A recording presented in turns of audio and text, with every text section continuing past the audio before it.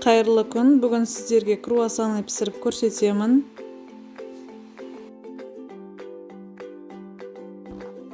Бізге қажетті заттар 200 грамм сүт, 50 грамм су, 800 грамм ұн, құрғақ ашытқы 10 грамм, жұмыртқа 2 штук, сары май.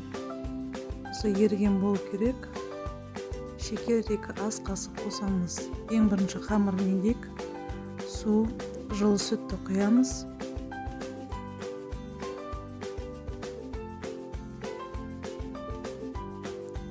Шекер, дрожжі салып, азғантай ұн қосамыз.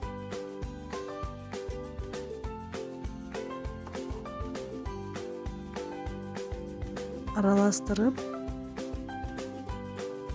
жарты сағатқа қойып қоямыз. Біздің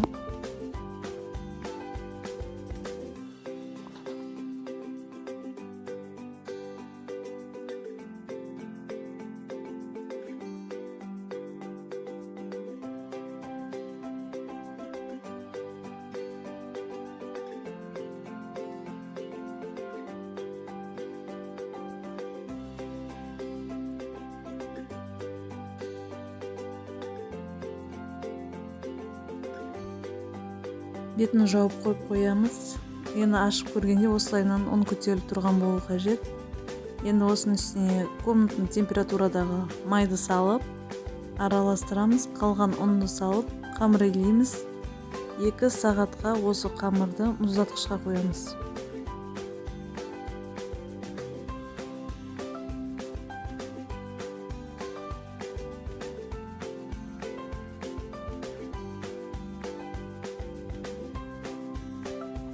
Енді ашыған қамырды 10 бөлікке бөліп, домалақ кішкене зуалас деп дайындап аламыз.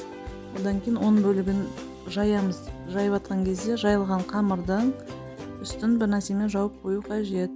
Қамыр қайысып қалмас үшін.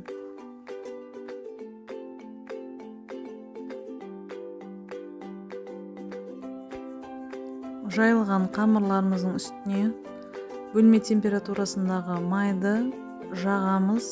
Кейін үстіне қабаттап барлық қабатын қойып шығамыз.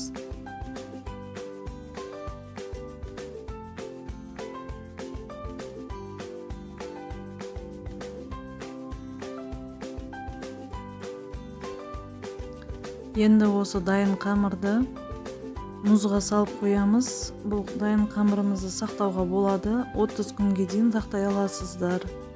Мен қажетті бөлігін алдым.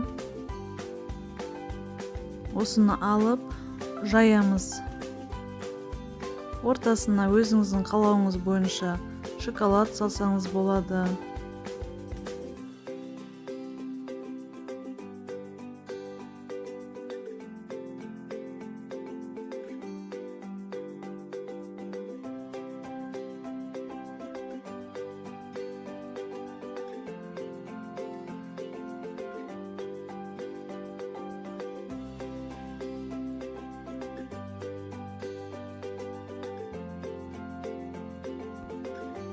Дайын болған круассандарды 2 сағатқа жылы жерге қоямыз. Ол ашу қажет. Бетін пищевой пакетпен жауып қойсаңыздар болады.